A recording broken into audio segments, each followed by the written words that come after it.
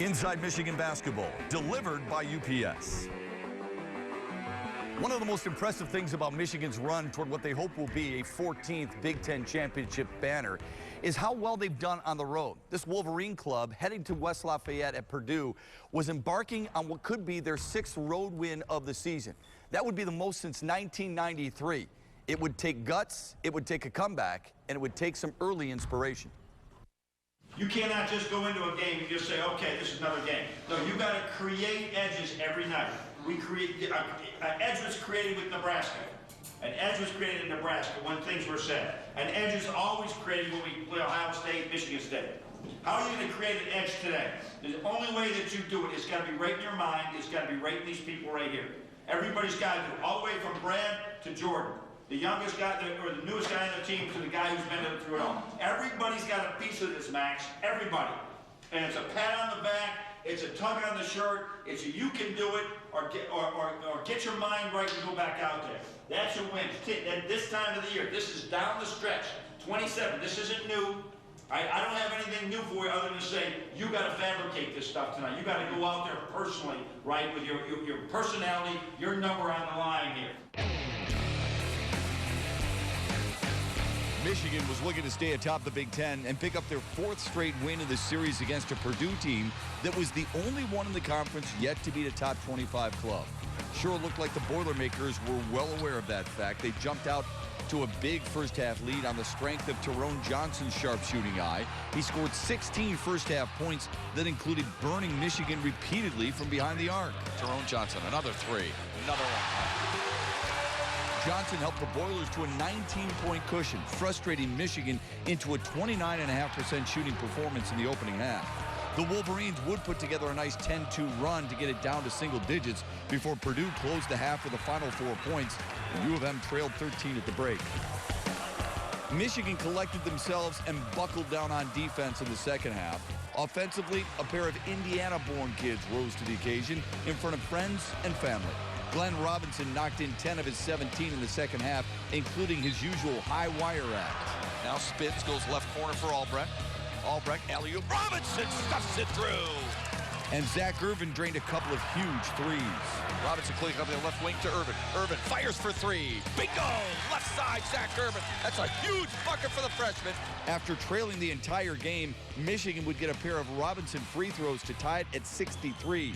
Eventually, Nick Stauskas would get a chance to win it in regulation, but his 30-footer would fall short, and overtime was needed. Back and forth it went, with Purdue taking a 1-point lead with 2.9 seconds left, setting the stage for an improbable thriller. Looks left, tosses to Robinson, catches baseline, powers it up. Yes! And Michigan wins it! What a pass and what a finish! Michigan sweeps Purdue, winning by 1 and claiming their 20th win of the season for the 4th straight season.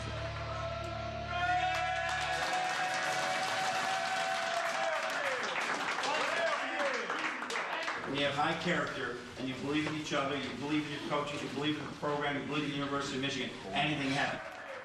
Well, describe that final play for us, because it took a lot of different elements. A heck of a pass, a catch, and some poise on your part to get the shot off. Oh, yeah. I mean, we practiced that play a lot, you know, all the time during practice. We practiced those different situations. I thought it was a perfect play for that situation. You know, he told Karras to take the ball out and, you know, just throw it up, and I'll go get it. And that's what we did. My man kind of overran it. I just took one dribble and was almost at the rim. Took like a little short jump shot, and the ball was rolling around the rim. I was glad it went down. Well, there were a lot of people jumping off that proverbial Michigan bandwagon when you're down 19. What keeps your faith alive in this club? Well, because we believe in our kids and they believe in each other. They're great teammates, Matt. And so what really happened is they just got to stay in there, and we can score points sometimes if we work really hard at just driving the ball, finding people. We didn't shoot the ball well from 3. If we shoot the ball well from 3, you know, it's maybe tied at half or it's close at half, and maybe we can win it going away. We didn't. So when we can win, when we shoot like that, right, that's a great thing. Our defense is getting better. Take us through that final play in overtime, the game winner from Glenn Robinson along the baseline. Well, it's a late 2 or 3 second play that you can get with 2 or 3 seconds or 2 or 3 seconds on the shot clock, and it's really one that we can put Glenn in a jump ball, and we have a lot of trust he's going to go up and get a lot of jump balls if he just goes up and gets 2 hands. It's got to be a great pass. right? It's got to be a great screen. A lot of things have to happen to make it happen. We did everything really well on it. He also had to be very patient to make sure he got the shot that he wanted. There's 2.9. A lot of people rush that. Yeah. He didn't do that. No, 2.9 is enough for 2 dribbles, and our kids know that. I mean, heck, we lost to Wisconsin last year. They had to go full court in 2.9, so it was really big that he took his time, came down, landed on 2, drove the ball back at the basket. You've won 20 games 4 years in a row now, 5 of your 7 times in Ann Arbor. Only Steve Fisher and Bill Frieder have won 20 games or more in a season more. How does it feel to accomplish that and stay atop the Big Ten right now at 12-3? Well, I think the staying atop the Big Ten is really where we want. 12 and 3 in the Big Ten, and we just got to keep working at it because it's still long. As you know, we come in here and we play a really young Purdue team who is struggling in the middle of the pack right now of the Big Ten, and we got everything we can handle. So that's the way it's going to be. This is a great basketball league, and we got to perform really well, and we're very fortunate tonight. Coach, you're now 6-4 on the road in Big Ten play. It's the first time Michigan's done that since 1993, and it's the most you've done it here in Ann Arbor. It says an awful lot about the way your kids take care of their business away from Chrysler Center. Yeah, it is tough to win on the road, as we know, and if you can win, you win half your games on the road. So that's 6-2 in the road. Is that what it is? So then you got to win at home, though. You can't win it. You can do that on the road, but you got to win at home. So we got a big one with Minnesota coming up this week. By virtue of an upset up north, Michigan took the floor at Chrysler Center against Minnesota, knowing a win would guarantee them at least a share of the Big Ten crown. The results when we come back. Inside Michigan Basketball, delivered by UPS, is brought to you in part by the University of Michigan, C.S. Mott Children's Hospital, and by Absol Pure Water, the official bottled water of the Michigan Wolverines. Michigan had been struggling to start each of their last 5 games. That trend continued against Minnesota. The Wolverines started just 3 of 14 from the floor, trailed by 6. Minnesota big man Elliot Eliason led the Gophers attack early with 6 points. Eliason deep inside, lower the shoulder, and a reverse layup is good. Elliot Eliason has 6 of Minnesota's first 9.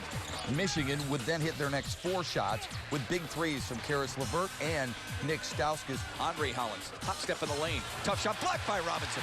Grabbed by LeVert. Pulls it away and up the left wing for Stauskas. Stops, fires for 3. Give me that. Michigan would close the half on a 17-5 run. They made 10 of their last 12 shots that included another alley-oop picture-perfect moment from Glenn Robinson. There's an alley-oop for Robinson. Oh! Like he's falling from the rafters to stuff it through 26-20.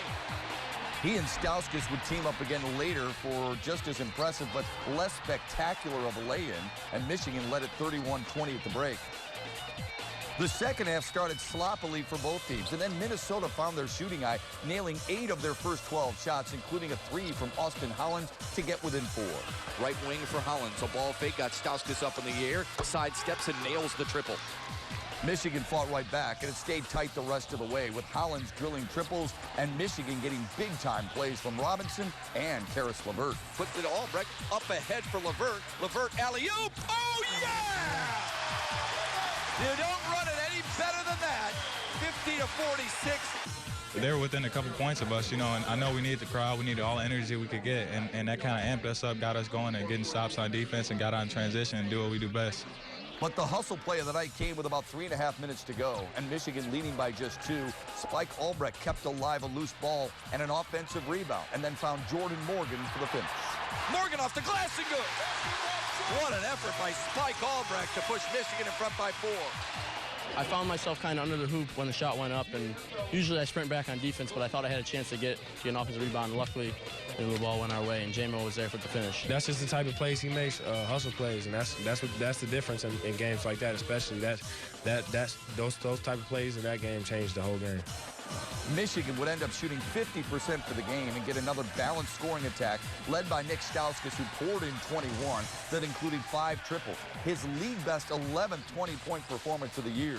Michigan wins at 66-56 to guarantee at least a share of the conference crown, the 14th in Michigan basketball history. See what happens when you act like a champion and you surround yourself with champions. It was the 50-50 plays that we made. This man right here. Yes, sir. J-Mo. Hey, no, this is a team win. You're the one standing here leading us on.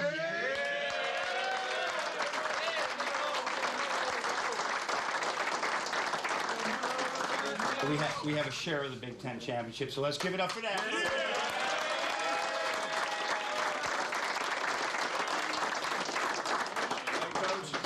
But you know that's not enough. We don't want to share this. We want to go out there and get another win. So next game is going to be very important for us, and we're going to fight like we just like we did today.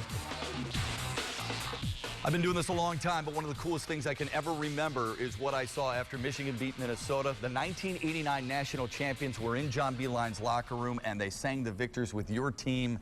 That was on purpose, but it was still a really neat moment. He gave us goosebumps a little bit. Yeah, he gave everybody goosebumps. It was special because those guys, we've talked about them a lot. We got to know them over time. Last year in Atlanta, many of them made the trip. And those are the champions, man. They did it all. And as a result, we were really thrilled that they could join us this weekend. And then they met with the team last night a little bit. They came in that locker room. Anybody that's ever sang the victors after a great win, you get to do it again in that environment. It meant a lot to a lot of people. It's interesting because they won the national championship, but they reminded your team that they had never won a Big Ten title. That was an important message. Some of them had not, and they wanted to make sure that they know this was a big thing. Because the national championship obviously is very hard to do. But you know what? This is only our 14th Big Ten championship. And I don't know how many we've had outright. That's the goal now. Win it outright, Matt. 2 out of 3, though, in the last 2 of the last 3 years under your guidance. And that's probably the most promising thing is that your guys afterwards, they were not satisfied. They were happy, but they weren't satisfied with at least a share. Yeah, I think it shocked some of us. I think they may have known that Michigan State lost, but I don't think anybody was doing the magic number like the sports writers may be doing. And it hit me sort of like, wow, we already got a share of it if we can win this game. And certainly we won it, and now we got to move forward and take the whole thing outright. Really was a typical Michigan win because so many guys contributed. Jordan Morgan with taking charges and 10 rebounds, and some hustle plays as well, those 50-50 balls you talked about. And Spike Albrecht made some big plays too. Yeah, we had a lot of people contribute. Everybody will look at the stat sheet and you'll see Nick Stauskas had a lot of points and Karras had 5 assists. Jordan's 10 rebounds were huge. Spike Albrecht's, keeping the ball alive and then hitting a 3. Really good play from a lot of people. Derek Walton gave us a really good contribution as well. So it was a team win in every respect. It wasn't just Nick Stauskas with the 21. Some of those feeds to Glenn Robinson, of course, he jumps out of the ceiling for crying out loud. But it's amazing. Every time I watch him, we run out of ways to describe his athleticism. Yeah, he's got an ability, and I think when we've actually practiced it more and more and more. He's got the ability to go up there and put it back away. At the same time, while he could jump, his timing, that's not as easy as people think to do. And he's gradually got better and better at it. But more importantly, I think he's got better and better at it because our passers have become better and better at it. Let's hope not lost in all this is the fact that you held a team to 56 points, the same team that just scored a season-high 95 at Iowa's expense prior to your matchup. Yeah, and I think we could have probably held them lower. We had some really good fast breaks that we threw the ball right to them. And DeAndre and the Howlands are really good at stealing the ball, and they're good at that.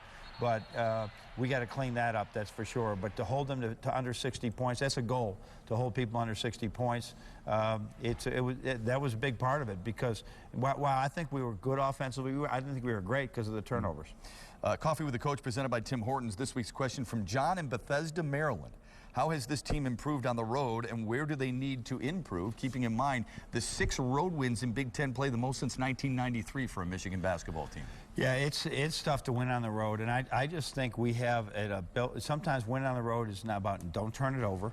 That's a big thing. Don't turn it over. Take good shots and have poise when the crowd goes well. And I think you have to have smart players who get all that, and they fight through that adversity. And when they fight through that adversity, anything can happen. So really, they've really taken that on, the road type of mentality, that they got to play a little bit smarter on the road, and we've really had some good road wins. In honor of you, I wore a tie today, and actually in honor of John Beilein, I loosened it up as well. Congratulations. Thanks very much, Matt. Welcome back. Our Al Roll Steel Ironman of the Week is like a broken record. Nobody has had more Big Ten Players of the Week honors than Nick Stauskas, and same thing on this program. 21 points in the win over Minnesota. 15 points on the road kill at Purdue. Nick Stauskas leads the Big Ten with 11 20-point performances.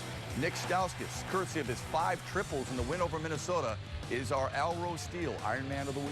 my shot felt great today. My teammates did a great job of finding me when I was open, and I happened to knock a few down. As good as that shooting performance was, your alley-oops to Glenn Robinson, I mean, you can throw it at a light bulb up top, and they'd still go and get it. It's not too difficult to throw lobs to someone when they can touch the top of the glass. So I just kind of aim it anywhere around there, and he goes and gets it. Congratulations. Thank you very much.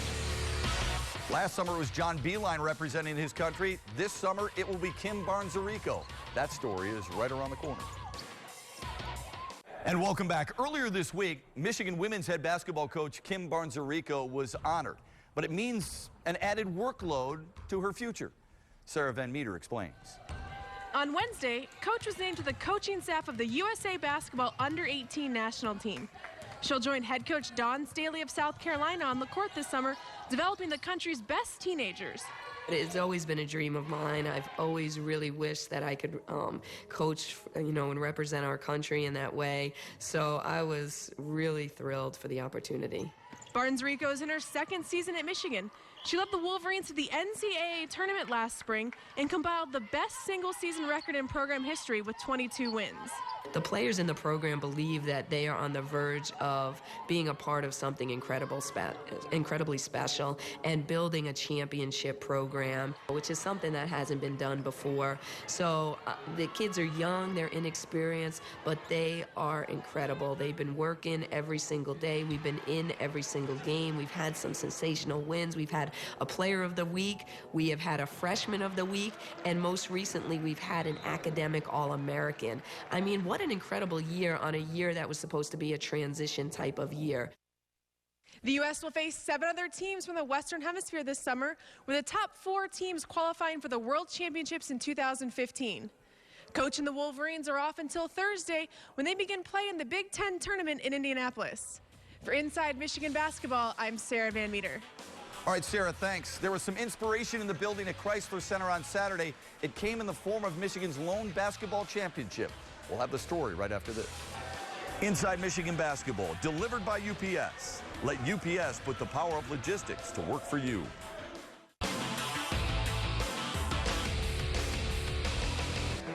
Michigan's lone basketball national championship team, 1989, celebrated their 25th anniversary at Chrysler Center on Saturday with a private ceremony. They celebrated amongst friends and family and retold some old stories and lived the dream all over again. Every time we come back, we rekindle old stories. And last night I was in the hotel room and I just laid my head down about midnight, and all of a sudden I get a call from Mike Griffin. Get to the bar now. All of us congregate, and we stayed up to about 3 in the morning just talking about old stories. So it's just wonderful when you get a chance to come back and hang out with the guys. This place is such a great launching pad for all of us, with the sports and academic experiences we had, and 25 years, of course, goes by in a blink, but we're also, I think, fortunate and blessed to have this place as, in our history and the things we accomplish here as student athletes, we're proud of. I certainly feel like it's been a long time since, we've gotten this many guys. I didn't come back for the 20th, so it's great to see everybody. It feels like it was yesterday, and in some senses, we've all got kids and families, and so it's been exciting to see everybody. People ask me to talk about the title. It's the group of guys that we had there, our brothers, and people talk about that, they throw that term out loosely, but we really are, and stay in touch, and it was just such a great run that we had, and it's special. That championship team is beloved by Michigan basketball fans as much today as it was back in 1989. Speaking of loving somebody, how much do you love Jim Brandstatter, huh? The longtime color analyst for Michigan football and Lions football was inducted as part of the 58th class into the Michigan Sports Hall of Fame over the last weekend. Well done, Brandy. We still love listening to all those stories during Michigan broadcasts and Detroit Lions broadcasts as well.